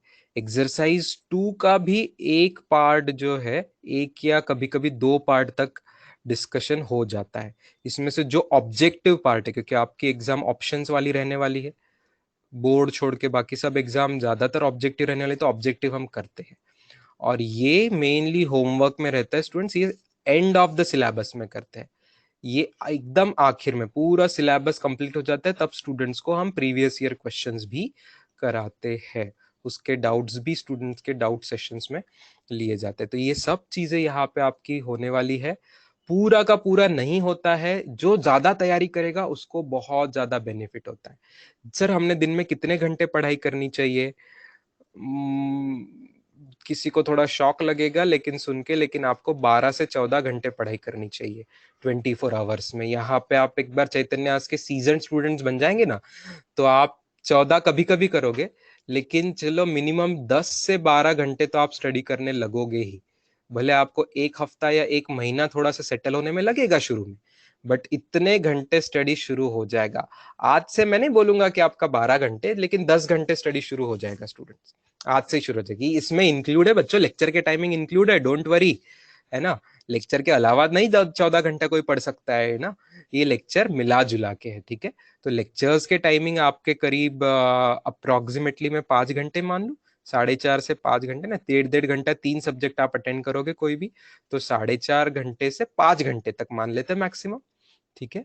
इसके अलावा आपको, चलो 4.5 ही घंटे लेते हैं, 9 घंटे से शुरुआत तो कर सकते हो आप आज से, है ना। तो 9 आवर स्टडी आप करोगे, 1.5 घंटे का लेक्चर्स और 1.5 घंटे का कुछ होमवर्क करेंगे, ठीक है। ये 1.5 घंटे है क्लासेस के लिए और ये 1.5 घंटा है होमवर्क के लिए। तो आपको जरूर होमवर्क मिलेगा, आपने मांगना है होमवर्क, कभी नहीं दिया किसी टीचर ने तो। इतनी आपको स्टडी की हैबिट डालनी है। ये एक आपका पिछले साल से डिफरन्स आहे. 10व्या वर्गापर्यंत बऱ्याच जणांनी असंही केलं असेल की शेवटी आपण 2 महिन्यात अभ्यास करून घेऊ. तुमच्यापैकी काही जण बऱ्यापैकी हुशार असतील आहेत आणि त्यांनी खरोखर 9व्या वर्गापर्यंत 10व्या वर्गापर्यंत शेवटच्या काही महिन्यांमध्ये जास्त अभ्यास करून बरेच मार्क मिळवले असतील आहेत. पण 11वी-12वीत हे जवळपास अशक्य आहे. इट्स इम्पॉसिबल कि आप सिर्फ आखिरी में पढ़ाई करोगे और मार्क्स मिल जाएंगे, नहीं मिल सकता है स्टूडेंट्स, ठीक है। बोर्ड में मिल भी सकता है, बोर्ड में मिल सकता है, बोर्ड में मिलना थोड़ा पॉसिबल है, बट हम तैयारी तो बड़ी कर रहे हैं, नीट की तैयारी कर रहे हैं, जेडब्ल्यू की तैयारी कर रहे हैं, तो आपको पहले दिन से लेना है इतना, ठीक है। डे 1 से आपको होमवर्क की हैबिट लगनी है। यस प्रथमेश, आज से, यस। सेंगेज की जो बुक है, ये सेंगेज की भी बुक आपको दी जाएगी, लेकिन सेंगेज की बुक भी अगेन चैतन्यास के बुकलेट के जैसे बहुत बड़ी है, बहुत सारे पार्ट्स है, तो उसकी हर बुक आपको नहीं दी जाएगी। जैसे चैतन्यास में मेनली मैकेनिक्स के लिए आप सेंगेज यूज करोगे, बाकी इलेक्ट्रिसिटी, मैग्नेटिज्म, ऑप्टिक्स के लिए सेंगेज की यूज करने की जरूरत आपको नहीं पड़ेगी, ठीक है। होमवर्क के लिए सेपरेट नोटबुक डालनी है क्या? कुछ लोग करते हैं स्टूडेंट्स, उसका बेनिफिट होता है। कुछ लोग अलग से सेपरेट नोटबुक करते हैं होमवर्क के लिए, लेकिन आप डेली का डेली होमवर्क करते हो तो नोट्स के साथ ही आपकी रहे होमवर्क तो भी चलेगा। इट इज नॉट कंपल्सरी कि आपने अलग नोटबुक करनी चाहिए होमवर्क के लिए, ठीक है। इट इज नॉट कंपल्सरी मेरी तरफ से, मेरे सब्जेक्ट के लिए, फिजिक्स के लिए इट इज नॉट कंपल्सरी।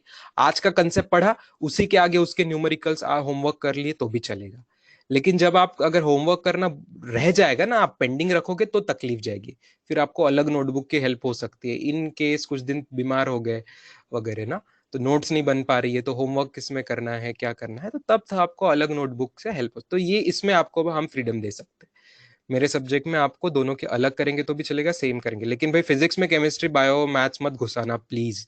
कोई ऐसा मत करना एक ही सब्जेक्ट में दूसरा सब्जेक्ट घुसा रहे हो, प्लीज डोंट डू दैट। अच्छा चलो, अब मैं एक कलर चेंज करके आपको बताता हूं कि जो मेन बुक हम रेफर करने वाले हैं, कंसेप्ट्स ऑफ फिजिक्स, इसमें टोटल कितने चैप्टर्स है और इसमें से कौन से चैप्टर्स, कितने चैप्टर्स 11th में हम स्टडी करेंगे, 12th में स्टडी करेंगे 2 साल में, और टोटल एक मैं ब्रेक करता हूं सस्पेंस, टोटल 47 चैप्टर्स है इस ग्रीन कलर इस बुक में, कंसेप्ट्स ऑफ फिजिक्स में, ठीक है। जिसमें इंट्रोडक्शन के 2 चैप्टर्स है, बेसिक इंट्रोडक्शन के पहले 2 चैप्टर्स, चैप्टर नंबर 1 एंड 2, ठीक है। मैकेनिक्स के 12 चैप्टर्स है स्टूडेंट्स, आपका पूरा उसमें ग्रेविटेशन भी आ गया है ना, न्यूटन्स लॉज आ गया, एटसेट्रा एटसेट्रा एटसेट्रा। यस बच्चों, डीसी पांडे और ये सब जो बुक है, ये हाई लेवल की बुक्स है। ये जब आप एक चैप्टर बहुत डेप्थ में करेंगे तो ये एचसी वर्मा खत्म करने के बाद करना है, डीसी पांडे, ये सब बुक्स के नाम है, बिल्कुल सही है। ठीक है, लेकिन ये बुक्स हर स्टूडेंट को परचेस करनी नहीं है। ओके, और ये डीसी पांडे की बुक ने यहाँ एक बात ध्यान रखो, ये कुछ लोग जो नाम ले रहे हैं, इरोडोव का नाम लिया, डीसी पांडे का नाम लिया, इनका मेडिकल स्टूडेंट से कोई संबंध नहीं है। ये जो बुक है टफ इंजीनियरिंग के लिए, आईआईटी जाने के लिए, जेडब्ल्यू एडवांस करने की बुक है। डीसी पांडे भी और आई इरोडोव भी, तो इसके नाम मैं यहाँ नहीं लेने वाला कॉमन में, जब जेई की बैच अलग करेंगे ना तब इसका नाम लेंगे। आज मुझे इसका नाम लेना जरूरी नहीं है, कुछ लोगों को ऑलरेडी पता है, अच्छी बात है, ठीक है। लेकिन एच सी वर्मा की जो बुक है, एच सी वर्मा की जो बुक है, ये book even medical students refer करते हैं बेसिक्स के लिए, क्योंकि वो कॉन्सेप्ट्स की बुक है, ठीक है, बेसिक कॉन्सेप्ट्स की बुक है। एच सी वर्मा की स्टूडेंट्स, मैं आपको सॉफ्ट कॉपी भी भेज दूंगा, तो परचेस करना जरूरी है क्या? नहीं है, लेकिन इतनी इंपॉर्टेंट बुक है कि सभी लोग, स्पेशली जेई वाले सब बुक लोग तो उसकी हार्ड कॉपी भी परचेस करके रखते हैं। पिछले साल तो मुझे याद है अकेडमी की तरफ से वो बुक प्रोविजन में था, तो आई बिलीव इस साल भी होगा। तो आपको जो है ना, कुछ टीचर्स जो उसके इंचार्ज है बुक डिस्ट्रीब्यूशन करने के, वो आपको बताएंगे, तो आप घाई नहीं करना है आपको। आपको अभी के लिए तो सॉफ्ट कॉपी मैं खुद होमवर्क दे दूंगा उसमें से, तो आपको सॉफ्ट कॉपी होगा, उसका इमेज मिल जाएगा होमवर्क का, आप बिंदास्त रहिए। यहाँ पे मैक्सिमम टीचर्स जो भी चीजें आपको बुक्स है ना उसका सॉफ्ट कॉपी में भी प्रोवाइड कर देंगे। जब तक ऑनलाइन चल रहा है तब तक तो आप सॉफ्ट कॉपी से भी काम चला सकते हो। तो अभी आपको ये पेज नोट करना है स्टूडेंट्स, मैं थोड़ा सा रुकने वाला हूँ, आपको बुक्स के नाम नोट करने हैं, और ये पेज में कितने कितने चैप्टर्स है ये नोट करना है आपको। मैं धीरे धीरे ये टेबल कंप्लीट करूंगा, 47 चैप्टर्स का डिस्ट्रीब्यूशन यहाँ कंप्लीट करूंगा, ठीक है, just note it down.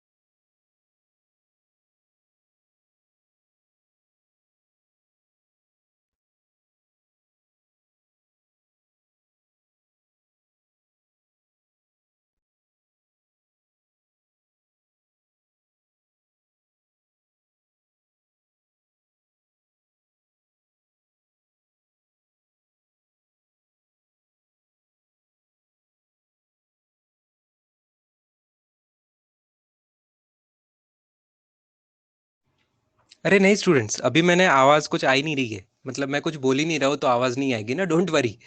2 minute से मैं कुछ नहीं, 1-2 मिनट से मैं नहीं बोल रहा हूँ, मैं पॉज कर रहा हूँ और आपको ये लिखने के लिए समय दे रहा हूँ। मी स्वतःलाच म्यूट केलं होतं, so don't worry, I am again muting my self for a minute. Yes.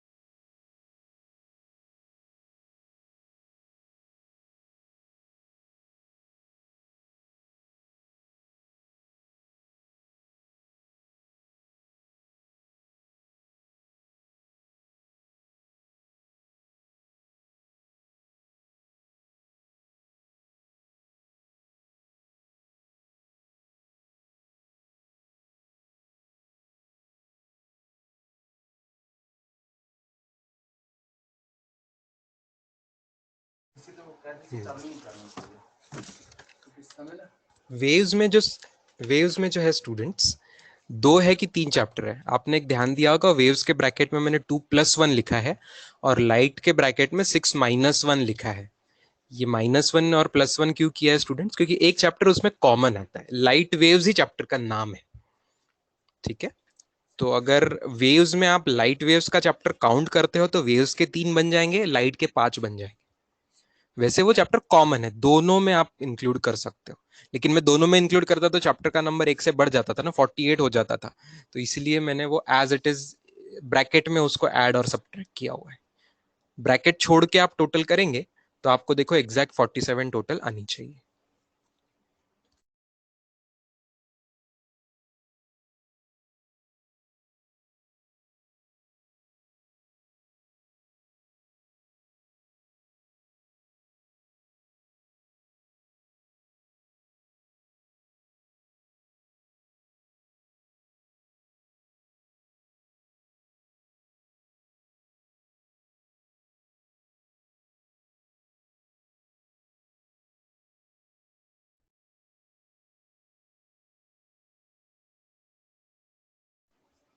What are we going to learn in modern physics? आज जो जो नाम लिए थे ना स्टूडेंट्स ने, इलेक्ट्रॉन्स का नाम लिया था, तो पार्टिकल्स आप स्टडी करने वाले, इलेक्ट्रॉन्स, न्यूट्रॉन्स, प्रोटॉन्स, सब न्यूक्लियॉन्स, और थोड़ी सी जानकारी ऑफ अदर पॉजिट्रॉन्स एटसेट्रा जो न्यूक्लियर फिजिक्स में आता है। तो पूरा न्यूक्लियस का स्टडी और इलेक्ट्रॉन्स का स्टडी आप करने वाले हो, क्वांटम थ्योरी का स्टडी आप करने वाले हो, आइंस्टाइंस थ्योरी ऑफ रिलेटिविटी तक आप जाने वाले हो।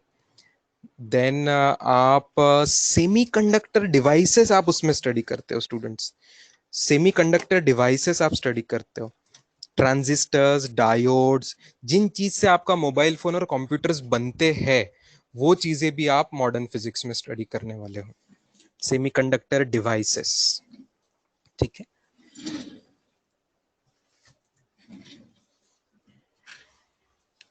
लॉजिक गेट्स का स्टडी भी उसमें आता है, सेमीकंडक्टर डिवाइसेस में लॉजिक गेट्स का भी स्टडी आता है, very correct. Sharvil Gadkar is asking, so what is the difference between JEE and MHTCET? And somebody is asking the difference between JEE and NEET for physics. Okay, that's a brilliant question, very important question for these all of you students. ये सबका note हो गया होगा students. इसमें से मैं एक चीज हाईलाइट कर दूं, फिर आपका जवाब देता हूं। मैं एक रेड कलर से हाईलाइट कर रहा हूं, आप ध्यान देना। 47 का आधा कितना होगा स्टूडेंट्स? 47 का हाफ कितना होगा? टाइप करो जल्दी से, सिंपल कैलकुलेशन आपका 23.5 होगा, ठीक है। अब ये एडिशन आप कर लो, करेक्ट। मैकेनिक्स के कितने चैप्टर्स है देखो, और इलेक्ट्रोमैग्नेटिज्म के कितने चैप्टर्स है आप देखो, add it up, mechanics plus electromagnetism के 24, या आधे से ज्यादा सिलेबस, राइट। तो मेजॉरिटी आप 11th स्टैंडर्ड में जो है वो मेजॉरिटी आप मैकेनिक्स स्टडी करने वाले हो, और मेजॉरिटी आप 12th स्टैंडर्ड में इलेक्ट्रोमैग्नेटिज्म स्टडी करने वाले हो। साथ साथ में बीच बीच में एक दो दो महीने के, एक एक दो दो महीने में आप वेव्स पढ़ लोगे, आप एक दो महीने में हीट पढ़ लोगे, है ना, आप एक दो महीने में लाइट पढ़ लोगे, है ना, आखिरी के एक दो महीने में मॉडर्न फिजिक्स पढ़ लोगे। लेकिन मेजॉरिटी महीनों महीनों आप आधे से ज्यादा साल मैकेनिक्स पढ़ने वाले हो 11th में, और इलेक्ट्रोमैग्नेटिज्म में आप 12th स्टैंडर्ड में आधे से ज्यादा साल इलेक्ट्रोमैग्नेटिज्म पढ़ने वाले हो। तो ये चीज सुपर सुपर सुपर इंपॉर्टेंट है, ठीक है। और बहुत कुछ आ गया students, okay, circular motion, rotational, gravitational motion, power, work, energy, fluids, elasticity, you know, ये सब चीजें आ गई, forces, Newton's laws, friction, kinematics, बहुत चीजें आती है, ओके, बहुत बहुत चीजें आती है, ओके। ये है chapter number, H C Verma के मैं बोल रहा हूं, chapter number 3 to 14, chapter number 3 से 14 तक, ठीक है, chapter number 3 to 14 of HC Verma book. And जो इलेक्ट्रोमैग्नेटिज्म है चैप्टर नंबर 29 to 40, ये सेकेंड पार्ट में आता है, सेकेंड पार्ट में आता है। ठीक है, तो आप अभी इसका आपको टेंशन नहीं लेना इलेक्ट्रोमैग्नेटिज्म का, बट मैकेनिक्स हम इसी साल करने वाले हैं। नाही नाही नाही नाही, श्रद्धा आणि समृद्धी हे टोटल मिळून आहेत. बघा ना, पूर्ण आलं ना, बेसिक इंट्रोडक्शन पासून मॉडर्न फिजिक्स पर्यंत आलं. हे पूर्ण 11वी प्लस 12वी बद्दल बोलतोय मी. 47 चॅप्टर हे पूर्ण मिळून आहेत बेटा, 11वी 12वी मिळून आहे. राईट, हा, so you don't have to worry about that. Yes.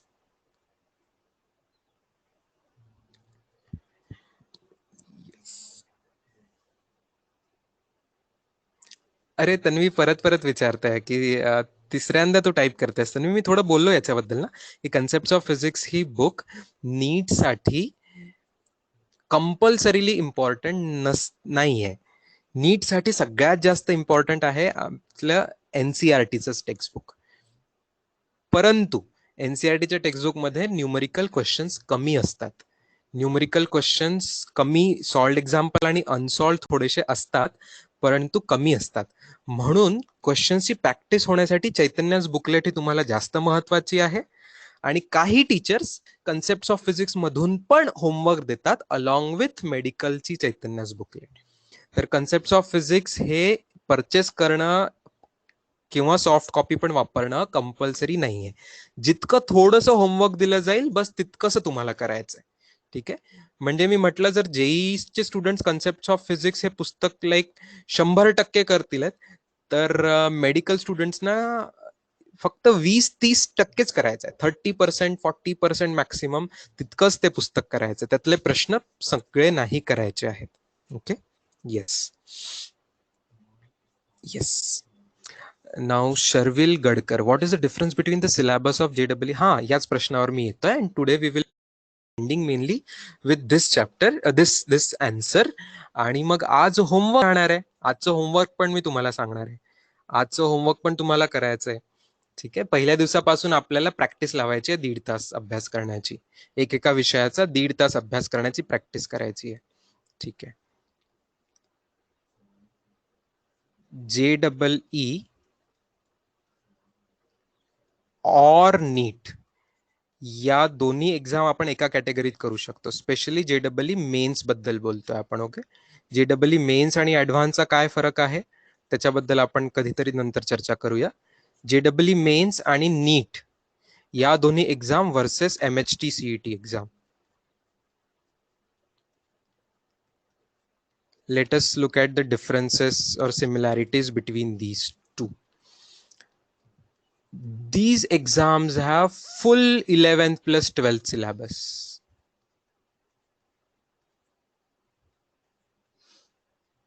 JEE and NEET have full 11th plus 12th syllabus, whereas MHT CET has maximum majority 12th syllabus.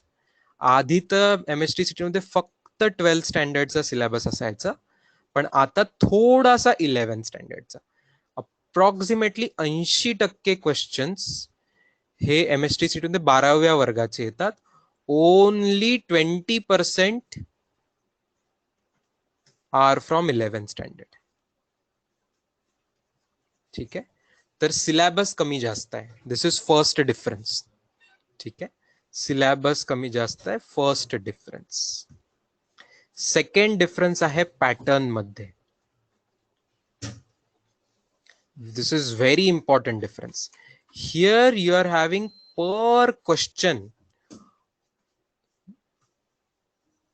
per question, if there is a JEE exam, you are having approximately 2 से 2.5 minute. Advance में 3 minute है, मैं advance की बात नहीं कर रहा हूं, अप टू 3 मिनट्स, बट 2 से 2.5 मिनट तक का टाइम आपको पर क्वेश्चन मिलेगा. एवरेज टाइम अपन बोल रहे हैं. नीट में भी आपको 1 से 1.5 मिनट मिलेगा. ठीक है, एक्सेप्ट बायो. ठीक है, बायोलॉजी में आपको you need to give more questions are there. तो बायोलॉजी में लेस देन 1 मिनट, बायो के क्वेश्चंस को 1 मिनट से ज्यादा लगता नहीं है, बट फिजिक्स केमिस्ट्री को आपको 1 से 1.5 मिनट का टाइम रहेगा, ठीक है। एग्जैक्ट सेकंड में भी आपको बताएंगे हम, पैटर्न के नंबर से बताएंगे, तो we will be having test according to that, but अभी आपको अप्रॉक्स समझने के लिए ना कि कहाँ स्पीड की आपको कम ज्यादा जरूरत पड़ रही है। But MHT CET is a different exam. MHT CET में पर क्वेश्चन आपको time is less than 1 minute for almost all subjects.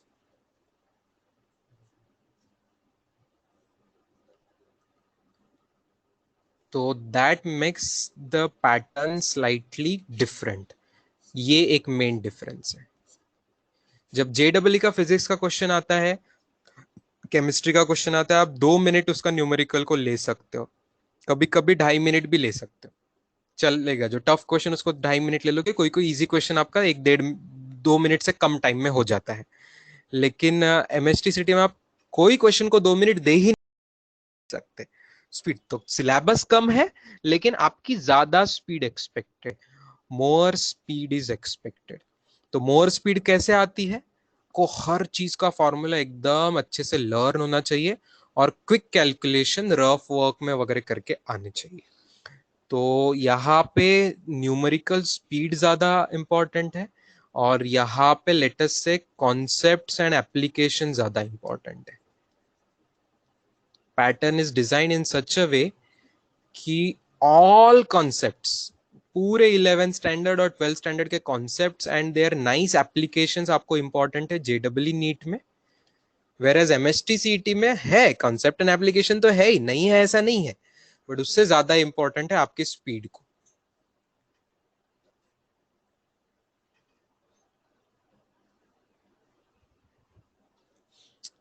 Okay Sharvil, and every other student also must have understood this now, ये याद रखना है। चलो, का वेटेज कैसा रहेगा? जिस तरीके से मैंने HC वर्मा में से दिया ना, उसी तरीके से चैप्टर्स का वेटेज रहेगा JEE में, ठीक है। मैकेनिक्स और इलेक्ट्रोमैग्नेटिज्म मिला के आधे से ज्यादा हो जाएगा। क्या महाराष्ट्र बोर्ड के फ्लूक लेनी चाहिए? केमिस्ट्री के लिए कंपलसरी है, फिजिक्स के लिए कम बार हम इसे होम देंगे, रेयरली आपत पड़ेगी, बट केमिस्ट्री के लिए 100% जरूरी है। बायो के टीचर्स को आप एक बार सवाल फिर से पूछ लेना। अकॉर्डिंग टू मी, मेरे नॉलेज के हिसाब से बायोलॉजी के लिए भी बहुत जरूरी है। मैथमेटिक्स के लिए जीरो जरूरी, बिल्कुल जरूरी नहीं है। मैथमेटिक्स के लिए बिल्कुल एनसीईआरटी की जरूरी नहीं है, और फिजिक्स के लिए थोड़ी सी जरूरत है, ज्यादा जरूरी नहीं है, ठीक है। बट केमिस्ट्री एंड बायोलॉजी बहुत जरूरी है, एनसीईआरटी बहुत बहुत जरूरी है। हार्ड कॉपी नहीं लोगे अभी के लिए, सॉफ्ट कॉपी से शुरू में काम चला लीजिए, कोई बात नहीं। सॉफ्ट कॉपी आपको मिल जाती है, फ्रीली अवेलेबल है, और आपको भी यहाँ देंगे, एज ए फॉरवर्ड की जाएगी, ग्रुप्स में भी मिल जाएगी आप मांगोगे तो। यस, वर्क पे आते हैं। We are ending the time here.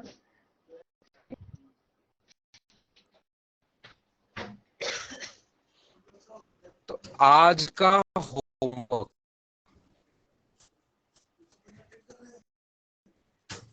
Physics में आप कैलकुलेशन करने के लिए कई बार आपको 10 to the power 2 into 10 to the power 5 क्या होगा यूनिट्स कन्वर्शन के लिए जरूरत पड़ेगी। ऑफ इंडाइसेस, ये महाराष्ट्र बोर्ड के आप स्टूडेंट्स हो तो 8th स्टैंडर्ड के मैथ्स के बुक में था, 8th स्टैंडर्ड मैथ्स के बुक में लॉज ऑफ इंडाइसेस याद आ रहा है? कुछ a raised to m, a raised to n, ऐसा कुछ आ रहा है? ये सब लॉज ऑफ इंडाइसेस आपको लिख के लाने हैं with 2 examples each. Her law के 2-2 एग्जाम्पल्स आपको लिख के लाने हैं, आपकी चॉइस। बुक में से लिखो, खुद बना के लिखो, सही तरीके से 2-2 एग्जाम्पल आपको लिख के लाने हैं। ये फर्स्ट होमवर्क है आपका, ठीक है। ये होमवर्क को आपको आधा घंटा भी नहीं लगेगा, 30 मिनट्स लग सकते हैं, 30 मिनट्स का होमवर्क, ठीक है। एंड रिमेनिंग 1 आवर का और फिजिक्स का आज का जो आपका होमवर्क है वो 2 टॉपिक्स अपन चूज करते हैं। पहले तो देखो, मास वेलोसिटी एक्सेलरेशन वाला जो मोशन का चैप्टर होता है वो, और एक लेते हैं अपन ऑप्टिक्स। ऑप्टिक्स मतलब लाइट वाला जो है, लेंस, मिरर, ये तो मोशन से रिलेटेड सब कुछ इसमें सब आ जाएगा फिर। हाँ, ग्रेविटेशन भी आ जाएगा, ये सब ये आपको मेनली मिलेगा 9th स्टैंडर्ड के फिजिक्स।